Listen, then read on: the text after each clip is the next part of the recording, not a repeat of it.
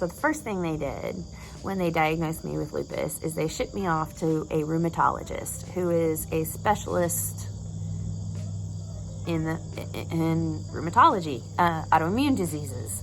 So they're supposed to specialize in lupus. The thing is that lupus is a whack job all out, because I can't look in you and tell you what your white blood cells are doing. Even if I do blood work, it's kind of hard to tell what they're doing and what they're about to do.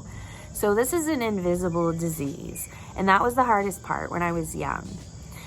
We're 15 now, and I've spent 2 years losing my mind to sickness. I mean, I spent all of that time sleeping because my body would put itself to sleep.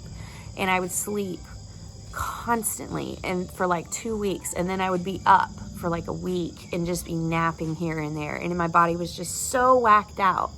And we couldn't figure out what to do, even once we figured out what the lupus was. So I got shipped off to a rheumatologist, and this rheumatologist was really good, but they hadn't dealt with hardly any kids. I was 15 years old.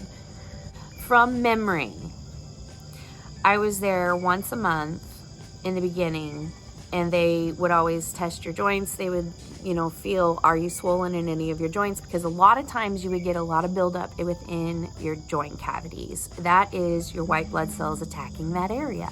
They have gathered in there and they're fighting. So they check your joints, your hands, your knees, your feet. Knees are usually bad.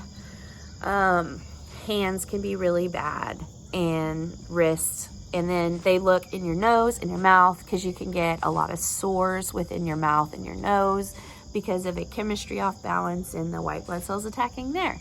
And then they just really, really watch you. And one of the other things that they do, which sucks, is they usually put you on a steroid, like prednisone. Prednisone sucks because the side effects are horrible. They give me horrible anxiety now in my 40s. If I take them, I refuse to take them unless it's absolutely necessary, because it sets off a horrific autoimmune response for me. I don't know what's going on with my body lately. Sometimes doctors just look at me and go, wow, you're a conundrum, aren't you? And I'm like,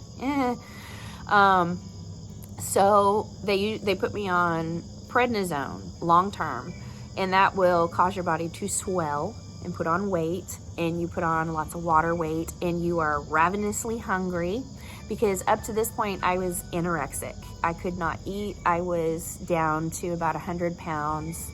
My mom always says I look like a Holocaust victim at a couple of different points in my life where my lupus was highly active, she means I was just like skin and bones. And then I was put on Plaquenil, which is actually immune suppressant. And that's where I go back to the COVID thing, and I'm trying to make the connection and talk to a bunch of doctors and trying to figure out why they figured out that Plaquenil will help. Plaquenil is hydroxychloroquine, if you've heard that in the media.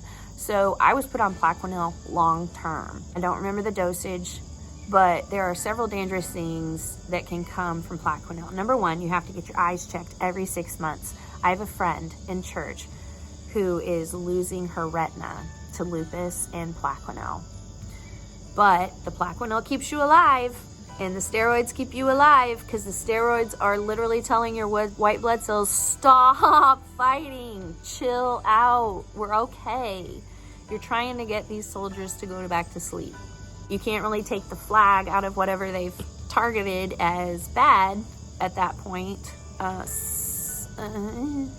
Whatever, that's complicated, that's another story. So at 15, I got diagnosed. I was at a rheumatologist. I was on long-term steroids and long-term Plaquenil and a ton of other crap, including levothyroxine for my thyroid.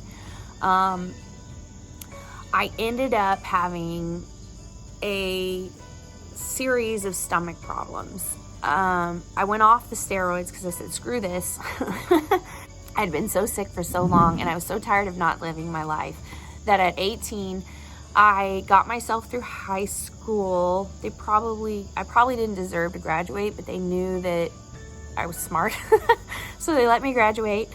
So I graduated, and had surgery on my legs, and then did all the therapy and the gait retraining for that. And then I went to college all the way across the country in Idaho, which is a Church of Jesus Christ of Latter-day Saint college. It's a 2-year college. I went on an art scholarship, and I was on the swim club, and that's where we'll stop because we're at another 5-minute video.